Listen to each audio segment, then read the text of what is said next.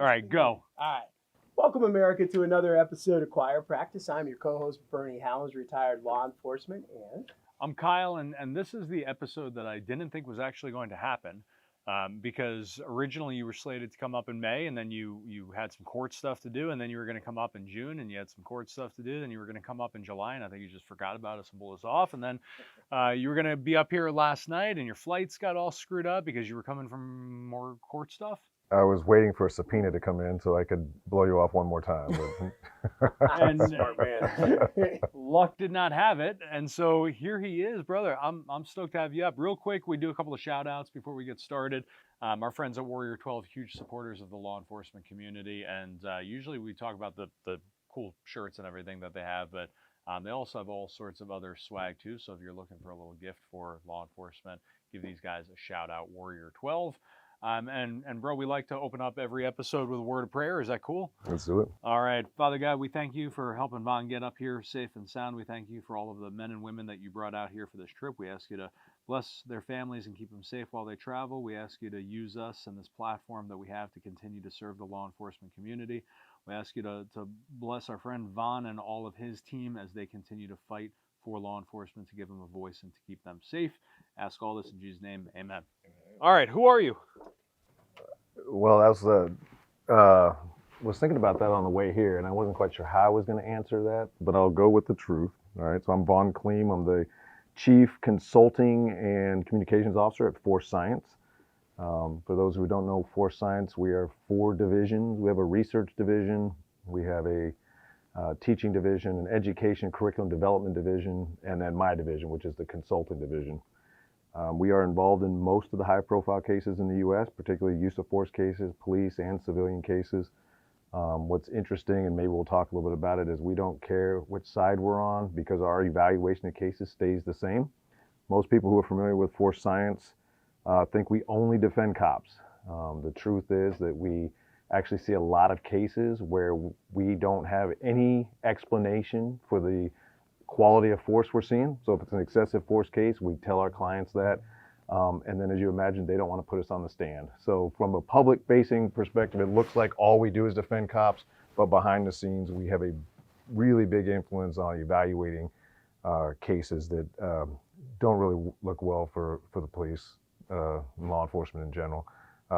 Luckily though, we see a lot of cases, and I would still say about 98% of the cases we see are absolutely very professionally well done cases.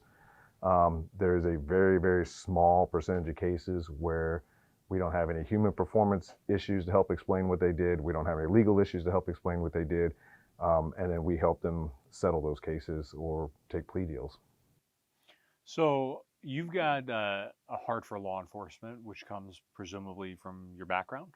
Sure. Let's talk a little bit about your background, where you were before all this. Yeah, so I started out as a police officer. I did that in Topeka, Kansas for about 10 years full time.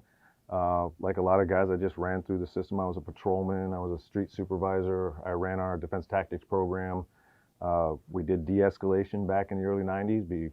Apparently, I later heard that de-escalation was invented in the late 2020s, but I ran our de-escalation program, communications program, worked on our SWAT team, and then worked narcotics for a lot of years. The short version, I transitioned. I went to law school during the day while I was working narcotics at night. After 9/11, I was in the middle of law school, transitioned into the military as a judge advocate, a JAG officer, as you might know. Did that for a career. During that time, I stayed focused on constitutional policing issues, use of force issues. I was a prosecutor. I was a special assistant U.S. attorney. But I continued to evaluate police use of force cases as a police legal advisor for about 5 different chiefs of police. This little, quick CV only makes sense when you understand what I do now as a litigation consultant, and how I ended up here was because I did the police thing, I did the litigation thing, I studied human performance issues as it relates to use of force. I worked as a senior policy attorney at the Pentagon, where I wrote DOD and Army policy. And then after retiring from the military, I worked as a senior policy attorney for Lexipol, one of the largest public safety policy development companies in the country. The benefit of that was it gave me an opportunity to look at policing during the height of the reform efforts from coast to coast. So I had 7 states assigned to me, but I got to take the lead in writing a lot of the use of force policy, which required me to look at what the current state of the law was, what sort of, I won't call them best practices, although we're familiar with that term, what the best practices were, and then what the reform effort was trying to push us towards. And so at the time, we were really trying to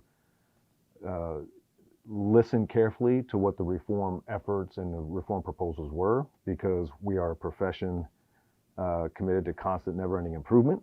And so we wanted to take a hard look at ourselves at that time. But we also had to be very realistic about what was going to continue to support traditional law and order interests, public safety, officer safety, property protection, and what was going to go way too far. And we'll talk a little bit about where we landed and what we refer to as this concept of honest accountability. And a lot of that was driven from my time as a senior policy attorney. You know, man, one of the things that I've always really admired about you, you were gracious enough to join our board of advisors and hold us accountable in terms of content. So I can call you up and say, hey, I need your take on this, or how we're going to cover something. And you are one of very few people in this country who, no matter what is happening, no matter how divided this country is, you've truly taken a very apolitical stance, a very neutral stance on everything. And you are a fact-driven individual. And it's so easy in this society to get caught up in emotion, right? And in news coverage and in what's going on. And you're the only person who I've ever met that will literally sit there and go, forget all of the noise. Let's look at the facts of the case. Let's look at the investigation. Let's look at how this was done. And I think that that is so valuable and so needed, where even us, right, our own publication is very quick to assume the best in officers. And I think you as an individual are probably quick to assume the best as well, but it doesn't stop you from being able to do your job and cut through all of that noise. How have your values shaped who you are in your career path? So when we look at cases across the country, like you're talking about the good and the bad and the ugly, what I was able to do, and this just took a lot of sitting and thinking about what it is you're looking at. And there's a fun word when you look at both sides of a conversation and you want to be influential. There's a fun word called enthymeme, right? Enthymeme is the lowest point of common agreement. So when you're looking at the other side, you have to ask yourself, can we at least agree that? And when you find the answer to yes, we can at least agree that, you found what's referred to as enthymeme. Ultimately, when I'm listening to the other side, when I'm listening to both sides of a conversation, and I know what my position is, I find that enthymeme. And during the police reform effort, a lot of times what I realized was we weren't agreeing on some of the most foundational concepts. And so without getting into sort of what those were, I mean, well, actually we'll get into it. Some of the most foundational concepts is, do you believe that policing is systemically racist, abusive, and corrupt? If you believe that, that's not an enthymeme. That's not a lowest point of common agreement. And so you have to go even further. And it's like, can we at least agree we don't want racist cops? Yes. Okay, we found our enthymeme. So we don't have to go to the next level of they are racist, abusive, and corrupt systemically. We can just say, okay, well, let's all just agree we don't want racist, abusive, or corrupt cops, and start there. So as I started to try to boil things down to its simplest terms, that was one of the first things that I had to realize is we're having conversations and talking past each other in a lot of these conversations because we're not even foundationally aligned, right? So I found that first point. The next thing I did was boil down, what is the tension point? What is it that we can't agree to on from a law enforcement side? And what I realized is there's two things, and we sum this up as this concept of honest accountability.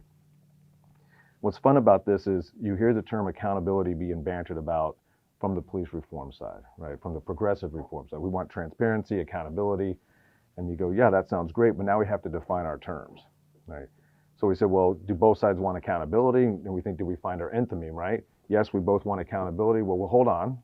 What's accountability to you? And what I realized was we were not defining that term the same way. So we defined the term. And for us, it's not just accountability. It has to be honest accountability. And when we look at these cases, we look at honest accountability as requiring two things. First, the standards, the policies, the laws that control officers' discretion and control officers' conduct. It has to be clear enough that an officer can predict the lawfulness of their own behavior before they engage in the use of force. Now, why is that important? Because when we were getting flooded, particularly during policy, the policy proposals and the legislative proposals, we would see terms like police must use the minimum force necessary. And I'd go, great, how would anyone know what that is in advance of using force?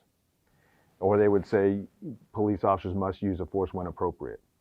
Again, that term is too vague to have any real guiding authority, right? Any sort of guiding power for the officers. So we said there's two things for honest accountability, because we're going to all support accountability. The first thing is the terms have to be clear enough that an officer can predict the lawfulness. That's just a due process notice requirement. Right? We're going to hold you accountable to something. You have to give you the standard and train you against that standard. So that was the first thing. The second part of honest accountability is the idea that you cannot have expectations on police officers that are beyond human performance capabilities. Right? So when we're looking at one of the issues we deal with at Force Science quite a bit is if someone is a threat to you and then they drop the gun.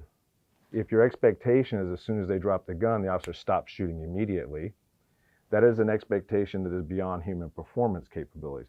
Now we can show in a video, in a still shot, look, the gun's in his hand, now it's not. Any shot past that is illegal.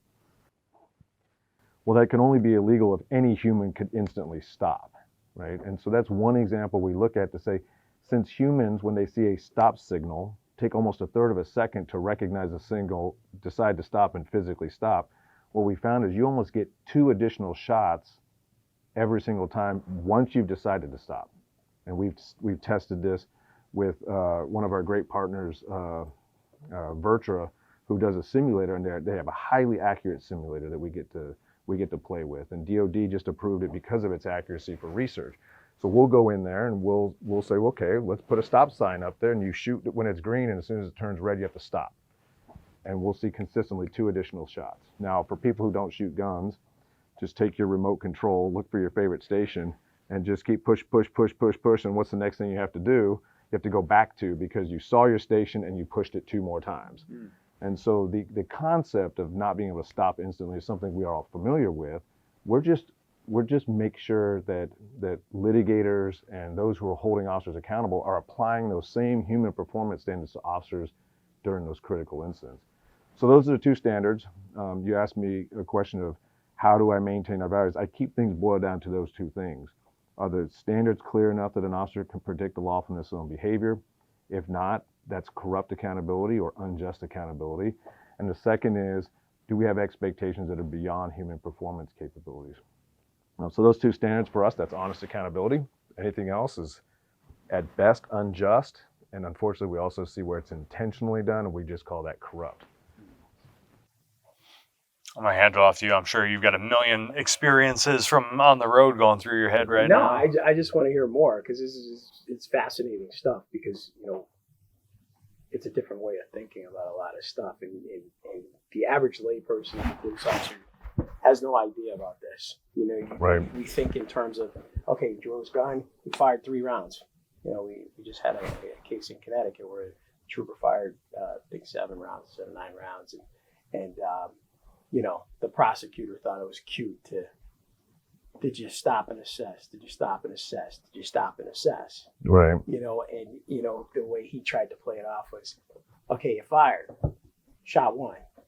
Did you stop and assess? And he just counted. And now I see like what his silly logic was. Didn't work, but his silly logic was, I'm trying to show that there's malicious intent in what the officer's doing, and not what you just said. Right. You can you talk about the Colorado case at all? Sure. Yeah. So this case, well, give everyone a high-level background on it, because I actually think that this is a great example here of a little bit of what you were talking about in terms of decision-making and judgment calls. So let's dive into that. Yeah, if you're watching the case out of Colorado, I will be the first to tell you it is not it's in Clear Creek, Colorado. It is one of the cases that we anticipated coming 4 or 5 years ago. So when we started seeing a lot of the police reform efforts, and for those who aren't tracking this, I will try to explain my terms as I go, but there was about 5 years ago, a little maybe before it became popular, this idea of officer-created jeopardy. Now, what officer-created jeopardy is, or some version of what's called the provocation rule, is that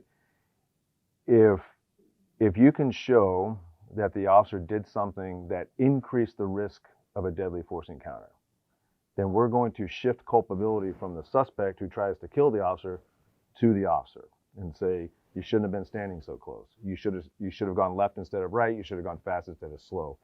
What's really interesting about officer-created jeopardy is what they did was they took what we refer to as a tactical after-action review, which if you were at a good department, we did this in Topeka. I had great trainers, Richard Johnson, Chuck Haggard, who taught me to do after-action reviews at the patrolman level. And what you do is you look at your tactics after the fact. Maybe you worked a domestic and you go, okay, hey, next time I need you to duck the windows. I saw your silhouette go across that window, duck it, because that, they don't want to see you here. Other times it's, hey, noise discipline. We park down the street. We don't walk on the sidewalk. We stay out of the lights because we want people in the houses to imagine we just Star Trek there, right? Because we don't want them getting target acquisition. We want to set the conditions for that first contact, right? So if you're a supervisor and a field training officer, an FTO, you're going to have these sort of after-action reviews and saying, hey, I saw you take your gun out a little soon, probably a little soon for that one, or hey, you didn't take it out soon enough. You stood too close to the guy.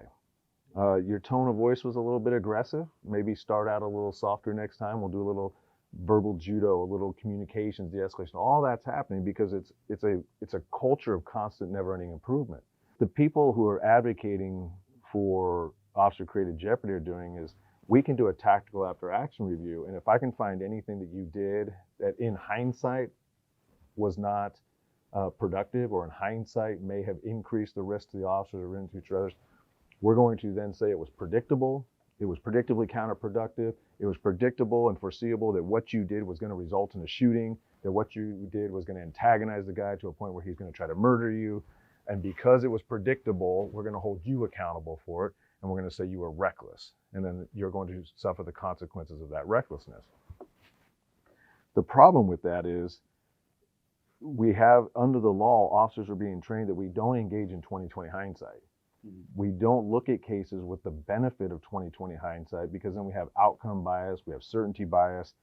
We know the results. We know where to look, when to look, how to look. We have videos we can examine. We go through these cases, we can easily overlay something and go, I wouldn't have done that, or you shouldn't have done that. And now we've got this big call across the country to slow things down, create space, buy time, de-escalate, as though those words in and of themselves are going to always avoid a deadly force encounter. Right. Policing is incredibly complex, which means it is highly uncertain and unpredictable. And these people who are out there overlaying these cases with just buzzwords, in the beginning, we found that to be irritating and obnoxious and a little naive. But now it's and maybe it would result in a civil case. But now what's happened is they have taken those into the criminal context. And they have now looked at cases where police have been involved in deadly force encounters, and they go back to the beginning, sometimes to how much sleep did you have, what did you have for breakfast, how many shifts did you work? And they'll go back to, did you wait for your backup? Because there's an idea in policing that if you have a backup, people comply more often.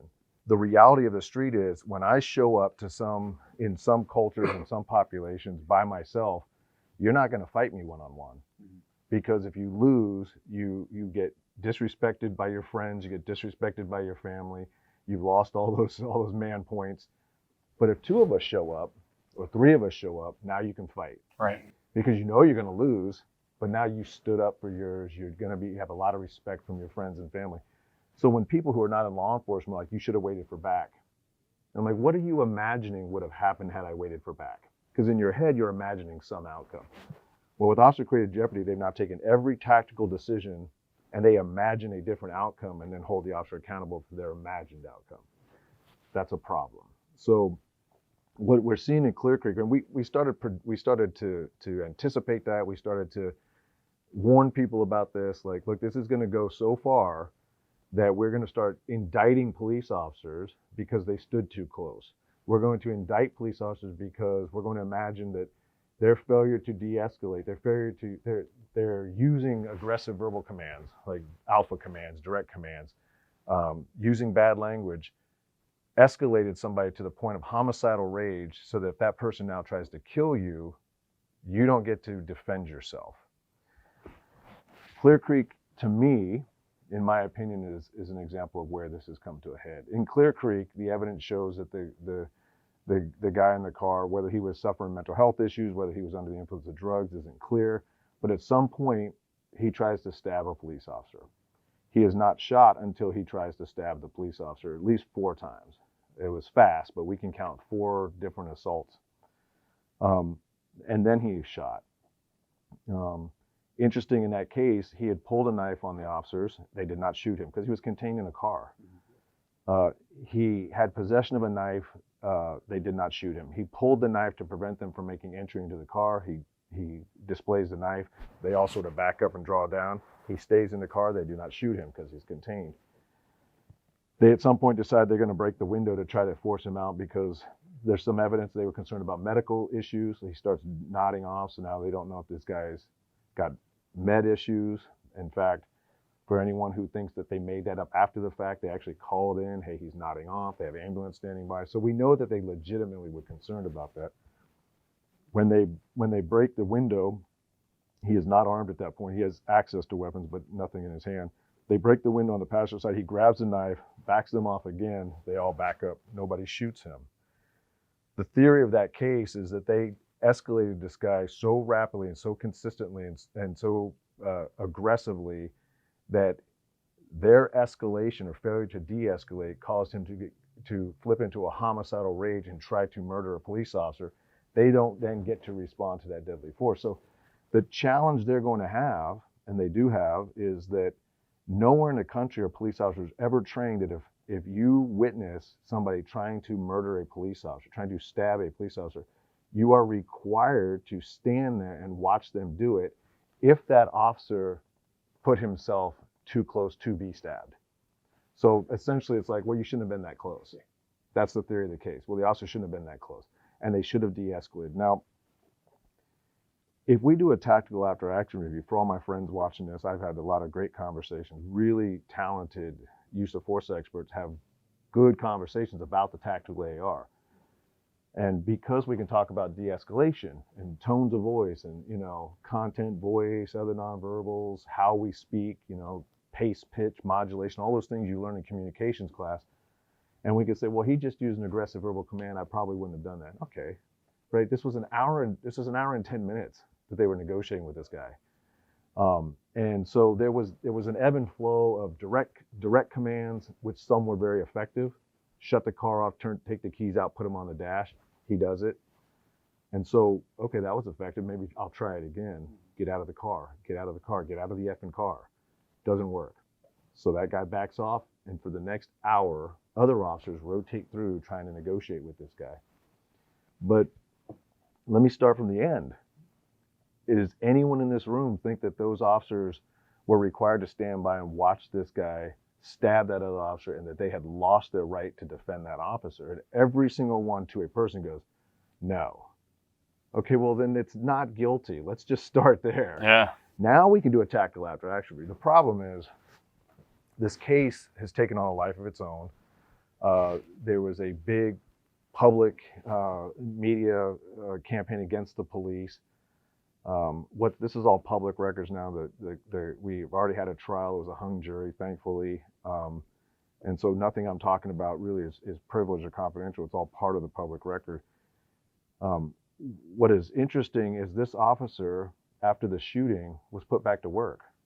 This officer, after the shooting, I think it was almost a year later before the new district attorney comes in and says, hey, after a $19 million civil settlement, now we're going to go after the officer criminally.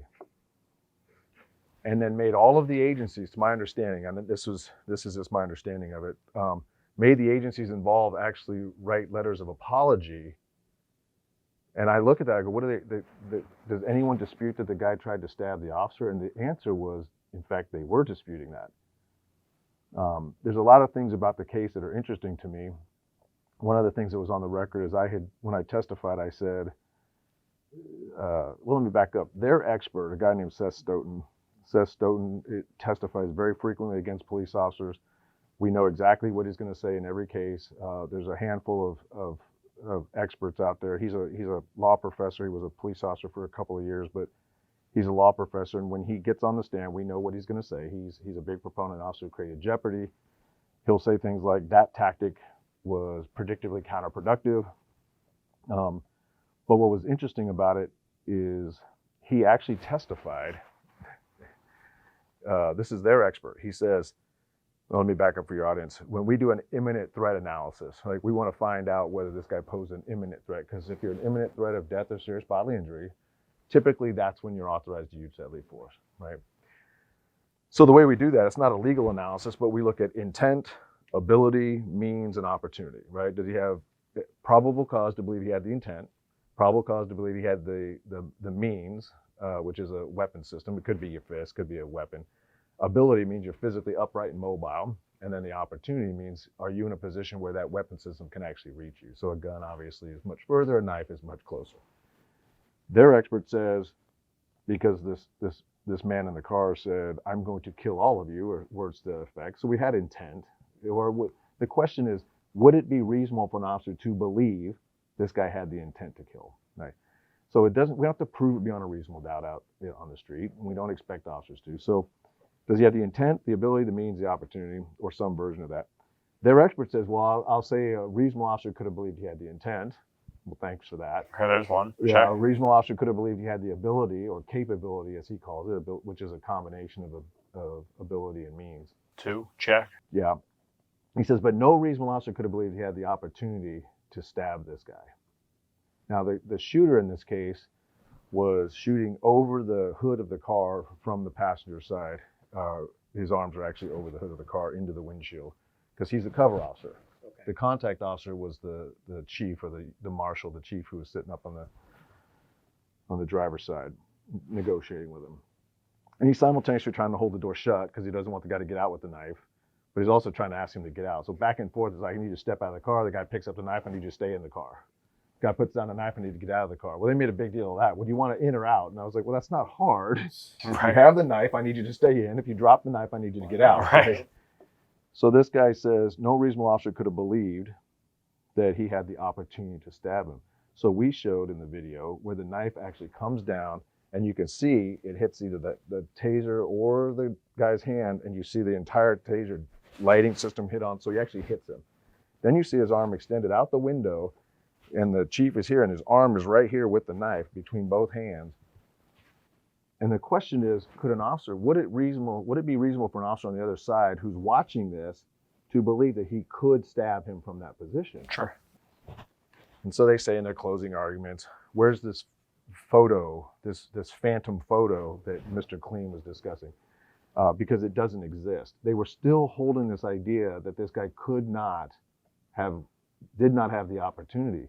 So of course, what we do was we showed them the video, right? Which the prosecution had the entire time.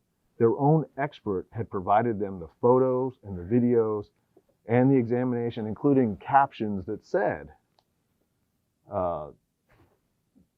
This is where the officer almost got stabbed. Right. That doesn't come in, but we made sure it got put in. So this is what we're dealing with, right? We're dealing with this idea, and then what becomes more challenging for us is this, to me, is not a close case. This, to me, is not a close case if you start from backwards and move forwards. The problem is we're now in a new culture of prosecution where they're starting from the beginning.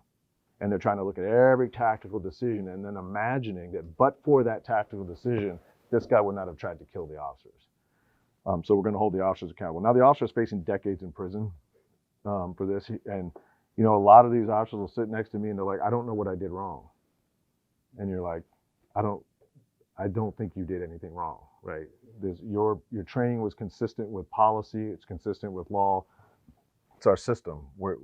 These are our community members, and we need to do a better job of educating them before the cases, right? If you do it after the incident, it's an excuse. If you do it before the incident, it's education. So we try to get into the community groups. We try to work with politicians. We try to get with at universities because we want to get ahead of the next incident. And by the way, they're incredibly smart and they use common sense. Minimum force necessary. Just look at a room full of college kids and go, hey, when you play football tonight, guys, you can only tackle using the minimum force necessary, and all you wrestlers, you can only pin using the minimum force. They all get it. They go, oh, okay, yeah, that's impossible. So if it's impossible for us with a rules-based sport, it's impossible for police to kind of have that level of prediction. But to your point, you don't know what you get with the jury. The jury foreman gave an interview in this case out of Colorado where she said, she gave sort of an analogy, and her analogy, as she was trying to convince other jurors to vote with her, she says, if this was a friend of mine, and I said, and they were going to get stabbed, I would have told them, or slash, she used the word slash. I don't know if she drew a distinction between stabbing and slashing, but I don't think cops do, but fair enough. But she says, I would have told my friend, you're getting slashed every single time before that boy is shot. And she called this 23-year-old man a boy, and I understand the impulse. But think about that. A member of our jury, by analogy, was arguing that the officer should have been slashed every single time, and shooting him to prevent the officer from being slashed was preferable, right? Shooting him to prevent it was preferable for the officer to be slashed. Let me be clear, it was preferable for the officer to be slashed than to shoot this guy. And they didn't care if he was under the influence of drugs, if it was a psychiatric issue. They had a level of compassion for his mental health state in that moment that they were excusing his conduct because they failed to make the difference or a distinction between, look, when we use force against somebody, it's not because of their motive, it's the threat they pose. So, you know, a good friend of mine, Jamie Borden, who does a lot of this same work for Critical Incident Review, Jamie says, you know, if the guy thinks you're a piñata and he's beating you with a bat, it doesn't matter. He poses a threat of serious bodily injury or death. That's what you're responding to, not his motive. But we also, cops are still going, yeah, but at some point, if I have to close with this person, at some point, if I have to continue to do the most good for the most people most of the time, there are going to be times I have to use force. And now it's going to be, now their mental health issues oftentimes are no longer relevant to that threat assessment. You said it was a hung jury. Now what? So it's going to be another trial. Come on. After all this, they're going to try it again. Yeah, they're going to try it again, and they are doubling down in terms of their. A lot of the media was what you would expect. We had some fair reporting. I think there was a lot of surprises that came out of that trial because the initial media releases were very, very one-sided. Interestingly, you know, when you look at the media accounts and you look for favorable, if you try to stab someone with a knife, the media will report, well, he only had the knife because he was a rock collector. And police officers are going, I don't care why he legitimately had that knife. At the end of the day, he tried to stab a police officer with it. And yet you'll see the media accounts going, yeah, but he had him because he was a rock collector. Like, in this case, the man in the car was aware that his possession of weapons in the car were going to be a concern to the officers. So he says, I have knives in the car, I can throw them out. And the dispatch told him, well, just wait, the officers will let you know what to do. Officers show up at some point, he says, hey, I got knives in the car, I can throw them out. And the officer says, no, don't throw them out, don't reach for them, don't touch them. I just need you to step out of the car, something to that effect. What they did was they left out the part about, I need you to step out of the car, and they said, the suspect offered to throw the knives out. The officers told him not to, and then he later uses one of those knives to try to stab the officer, and they shoot him for it. So they actually shot him for using the very knife that he had offered to throw out. So they bring in a lawyer to talk about tactics, which I find to be comical, except I'm a lawyer who talks about tactics, so I kind of got to be careful with that. But he says, any reasonable officer would have let that guy throw the knives out. And I thought, yeah, I like the look on your face. I was like, what? And so I tried to take this to the next level. So it was my turn to testify. I was like, well, to what end? Certainly, if a guy offers to throw weapons out of a car, knives, there's none that says you can't let him do that. But it also, no reasonable officer would then imagine that the car was subsequently cleared. And so the example I usually get a kick out of this, I said, well, that'd be like a suspect patting themselves down, right? I need you to clear your vehicle for me, and then I can feel free to come up. But that's what he testified to, that no reasonable officer would have not let him throw those knives out. And again, to our point was, I had the benefit of facts. And so not only were those knives, there was a handful. I'd say I think there was 10 or more other edged weapons in the car. So had he thrown them out, I made the point, and it would not have meant the vehicle was cleared. A reasonable officer would not let somebody throw knives out and then just walk up to the car and say, okay, now it's been cleared. And in this case is a perfect example of why that's the case, because this guy had more edged weapons in the car. He had razor blades, he had other additional knives, he had scissors. And of course, the prosecution tells the jury, but the scissors were just, we've all do arts and crafts with our kids. Come right? on. He was an artist. He liked to cut the paper off the frame and all of that. And by the way, anyone listening to me, I have nothing against this kid. This 23-year-old kid, as they wanted to refer to him, did not wake up that morning thinking he was going to be shot by the police or thinking he was going to try to kill the police. Whatever he was dealing with, it was horrible. And this is, I don't even say lawful, but awful. It was a terrible, terrible outcome. But it was driven by the conduct of that suspect in that vehicle. Right. Now, we can, after the fact, say, well, if you would have slowed things down, create space, buy time. And I'm like, well, then he gets out of the car with his knife and whatever psychiatric issues he's dealing with. Now you have a mobile target. You have someone who's now agile, who has already demonstrated a lot of paranoia. He's talking about he was glad he didn't have to kill skinwalkers. I mean, there was a lot of stuff going on with this guy that meant you wanted him contained. Backing off that car, you lose containment, right? So there was a lot of things being balanced. And in hindsight, it's easy to go, well, if they would have just backed off and negotiated from a position to cover, I go, and then what?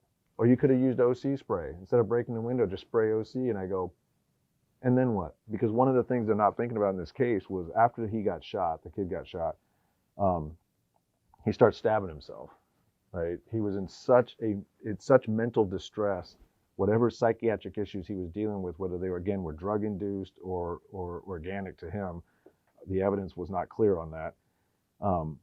But it's not clear to us after the fact. It certainly wasn't clear to the officers, right? So what's interesting about that case is I thought, okay, well, let's play that game. Let's say that they OC him. They put pepper spray in the car and he starts stabbing himself. Yeah. Are we also going to say that was predictably counterproductive? You should have known that a guy who's suffering from mental health issues or experiencing mental health crisis is going to stab himself when you try to gas the car. So that is the sort of thing. In hindsight, there's a lot of different things you would go, oh man, if they would have tried this, I wonder what would have happened. But like you said, OC spray, you distribute it in the vessel of the vehicle. Now you got to go in there and get them. Mm-hmm. You're affected by that OC spray, and that's going to affect your performance.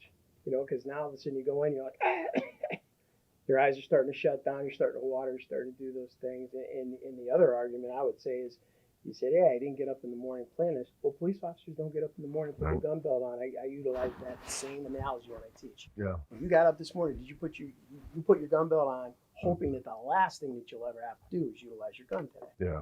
Or any day. Well, they interesting, and I just make this other point for anybody who's listening, because we're going to have these conversations with, again, really top-level experts, some of which we brought onto the team just to red team us. They beat us up with your questions, and when the OC one came out, I said, you got a guy who's armed himself with a knife, who's threatened the police with a knife, and what is OC going to do? It's going to drive him out of containment.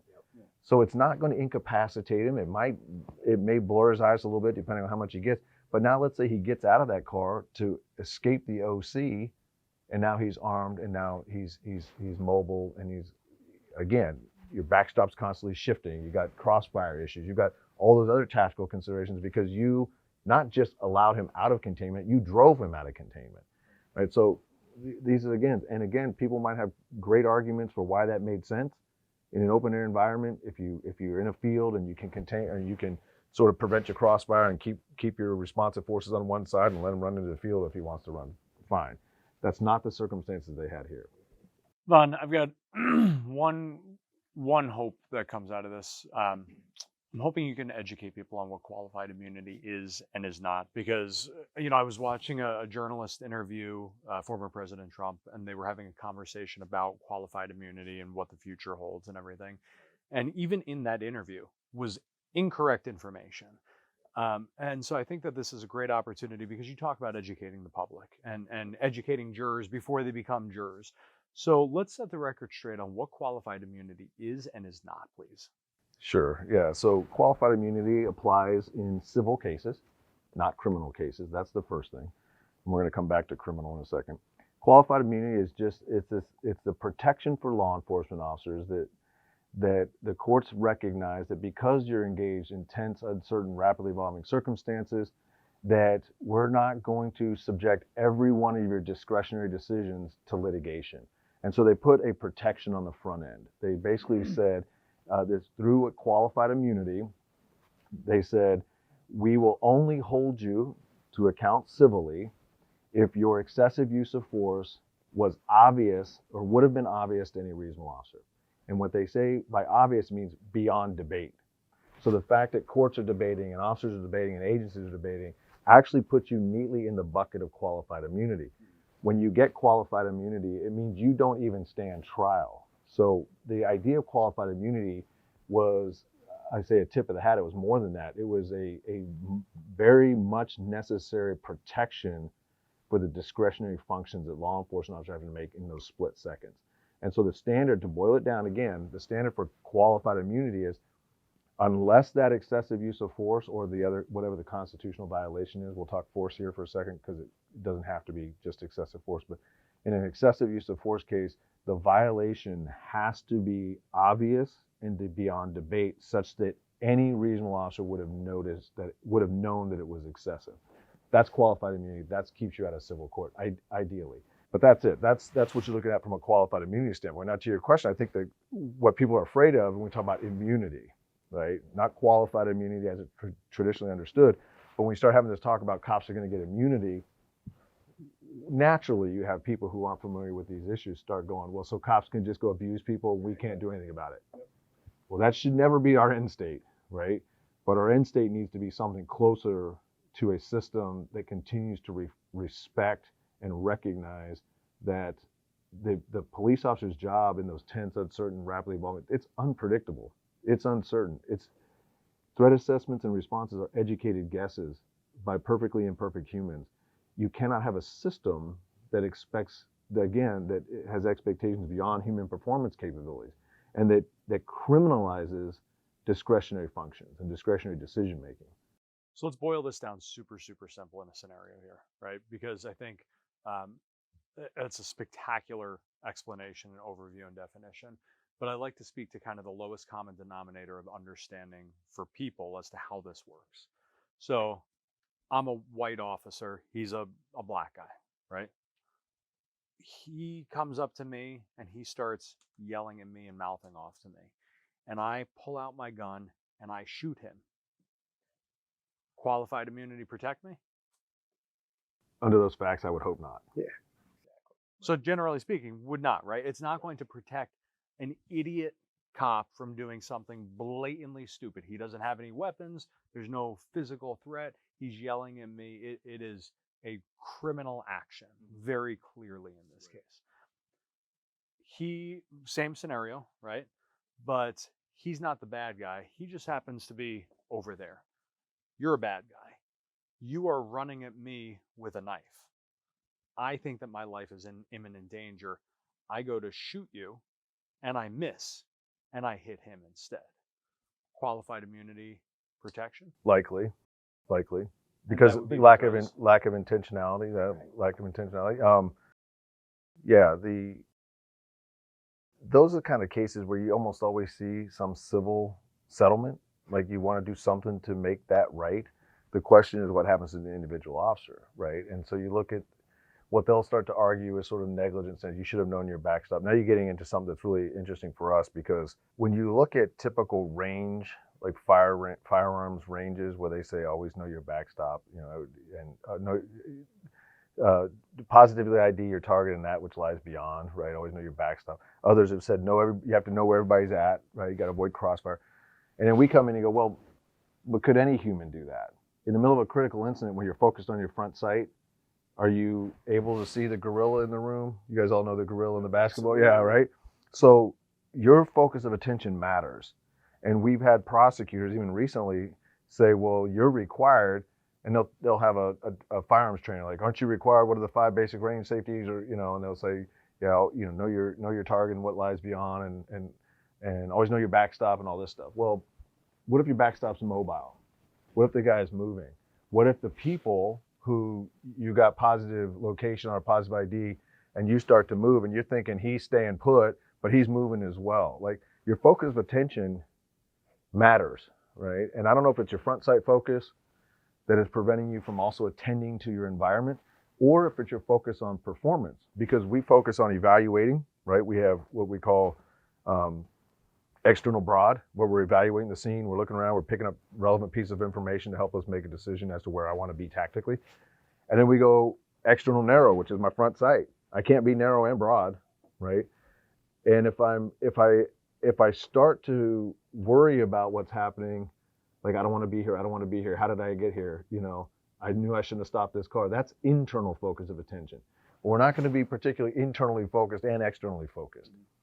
Once I've evaluated externally and I've decided that's a threat, we know our decision making in a critical incident is most likely going to be what we call system 1 thinking. It's fast and frugal, it's heuristic decision, it's recognition prime decision, whatever you want to call it. What it means is you get enough information from the environment that you go, okay, I think I know what this is and I need to do something about it. Now, we can shift back and forth rather quickly, but it all takes time. And when we're shifting to performance, ideally, we have practiced with our tools enough that we can do it automatically. A lot of cops don't remember how they got their gun out because they've drawn it so many times. That's automaticity.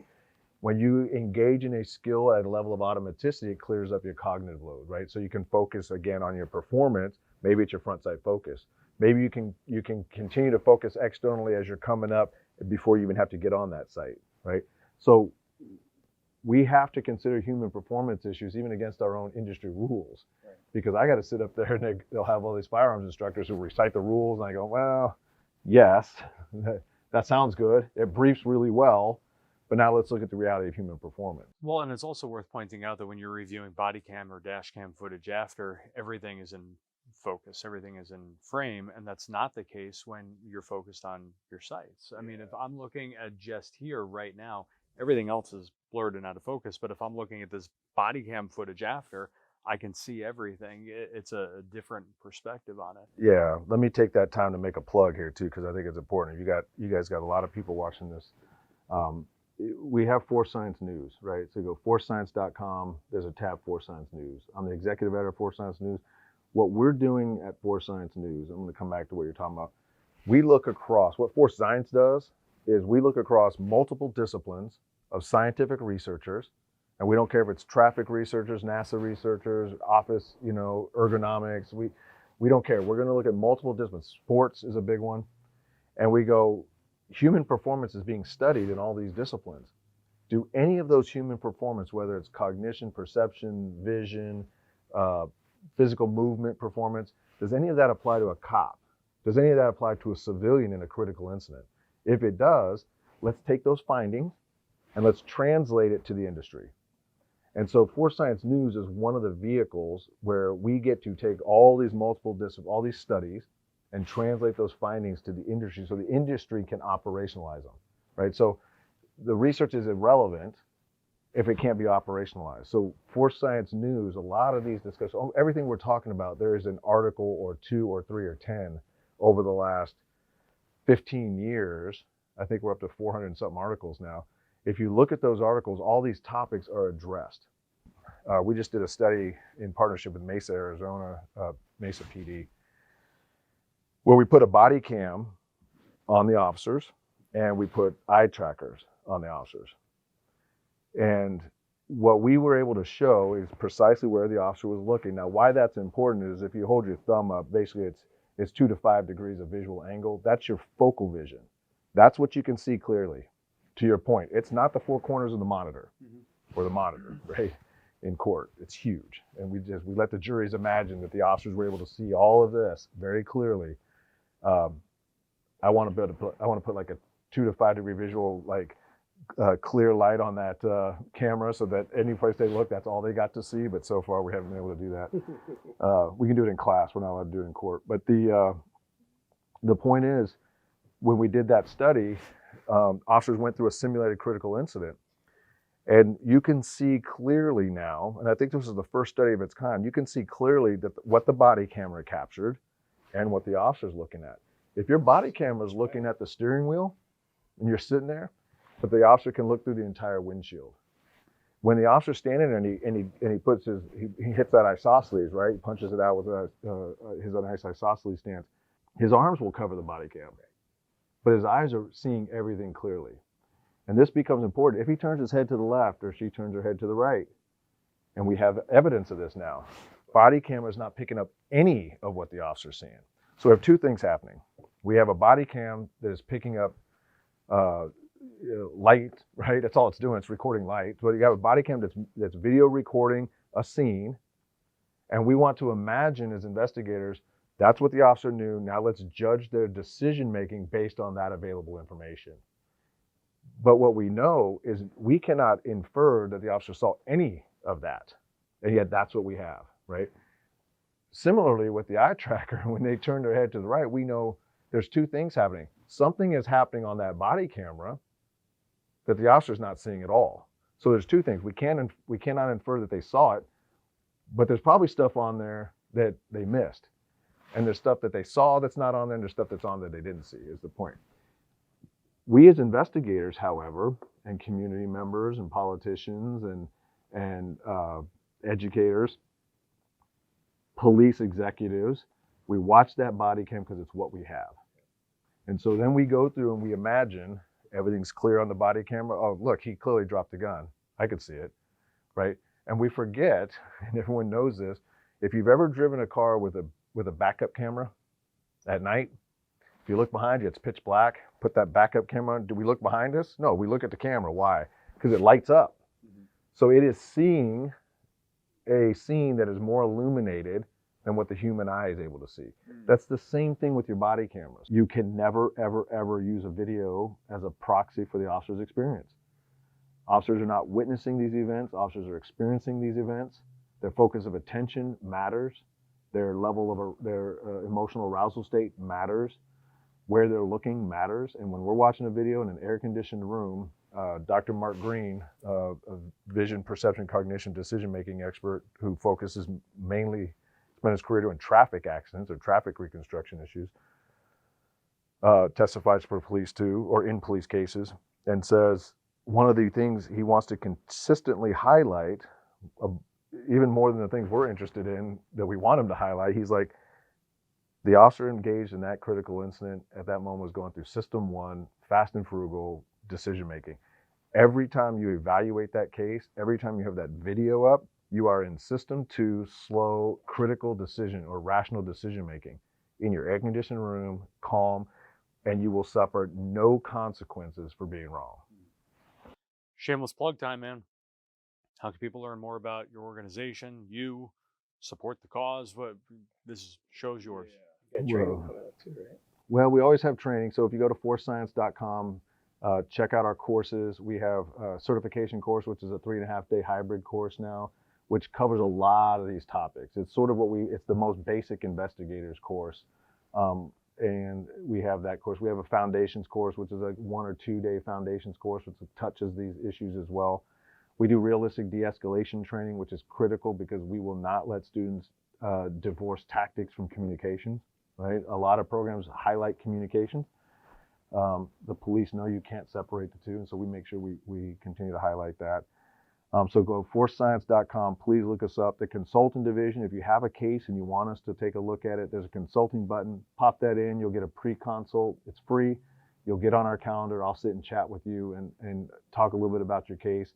Make sure you bring your attorney if we want it to be privileged, otherwise everything you tell me, I can be subpoenaed. So do those pre-consults with us, let us walk through your case a little bit with you. And then we have a conference coming up September 24th to 26th in Des Plaines. Please, again, hit our conference link, register for our conference, come out and see us out there. It's a 3-day conference. I think we have 14, some of the top experts. But one of the things I'm doing at this conference is something that our